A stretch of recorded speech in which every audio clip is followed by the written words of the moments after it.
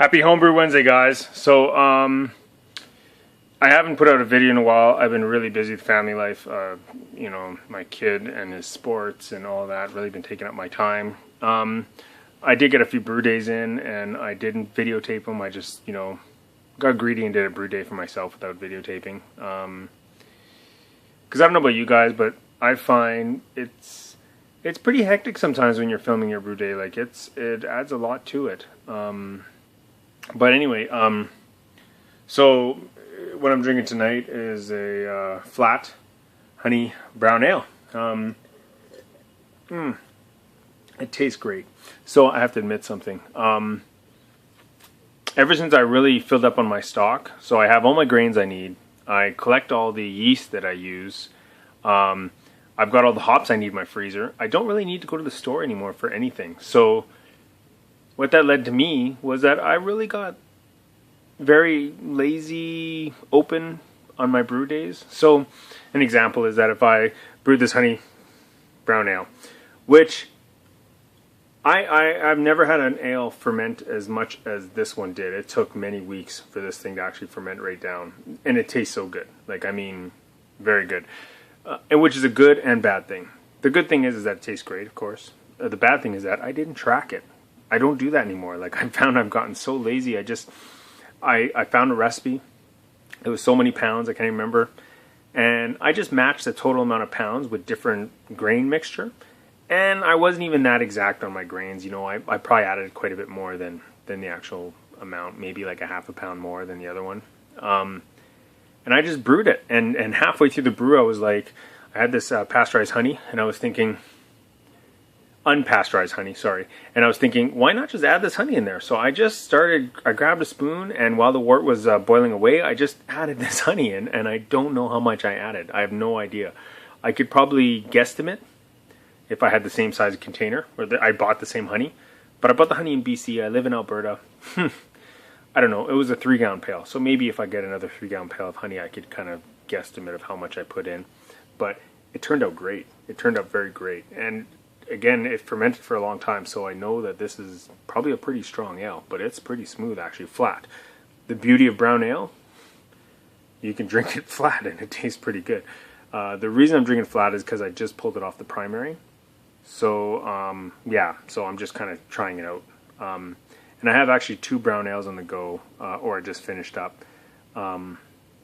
I have one brown ale that's just a regular brown ale, and I kind of messed around with the hops there. And same thing, you know, I'm not really tracking what I'm doing.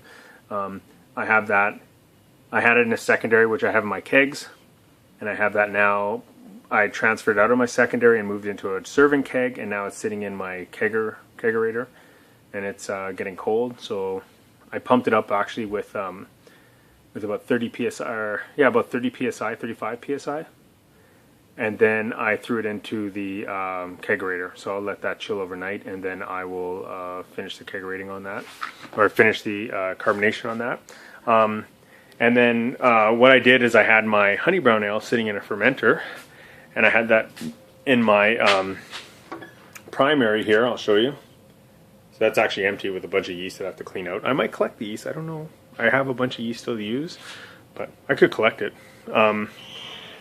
I was watching a video. I'm all over the place tonight. I was watching a video actually with the guy who, it's on YouTube, you can find it, the guy who did the Heady Topper beer. And he found that with his, what is it, Conan yeast he uses, the first 4 or something, I think, if I remember correctly, is not that great. But on the 5th or something like that, it really starts to spike up and you get great flavor. And he only uses so much of the yeast, I think, and then he gets rid of it. And he used to use it forever, and then he found eventually that he just got rid of the yeast because it wasn't that great. But he did say after the, whatever, you could look up the video if you really want. It's 4th or 5th time or something. It really, he found the flavor of the Heady Topper was like so much better. So anyway, where was I with my talk after I wandered off on my own? Anyway, oh yeah, so I moved that over, and now my honey brown ale is sitting in those 2 kegs as secondaries. And I'll let that chill for a bit, and then one keg is going to go over to my father-in-law, and then I will use one of them. Yeah, So yeah, that's where this came in. It's flat, but I'm just trying it out, and it was great. I tried some of the other beer that was sitting in the primary too. That's sitting in my kegerator over there.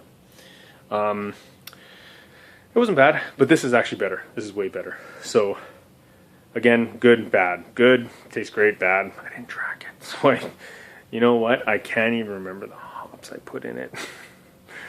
One of those things where you're like, at the time, you're like, add the hops, and you're like, I'll remember this, but yeah, no. So I've got to start tightening up my brewing. I'm kind of being loosey-goosey on that. Anyway, I haven't put out a video. I thought I'd put a quick video out. Another thing I want to mention too before I close off here is that I did a lot of cleaning today. All those kegs there I cleaned up, and they're sitting with brewer's wash. A lot of brewer's wash, but you can always use brewer's wash.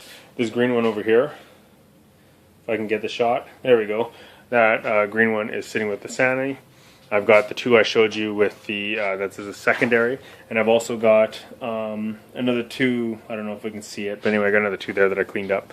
So I did a lot of keg cleaning today, so my kegs are all cleaned and whatnot. So that was kind of my day, was just cleaning kegs and moving, racking off my primary over to my secondaries. And I got a video showing how I rack from that primary over to a secondary.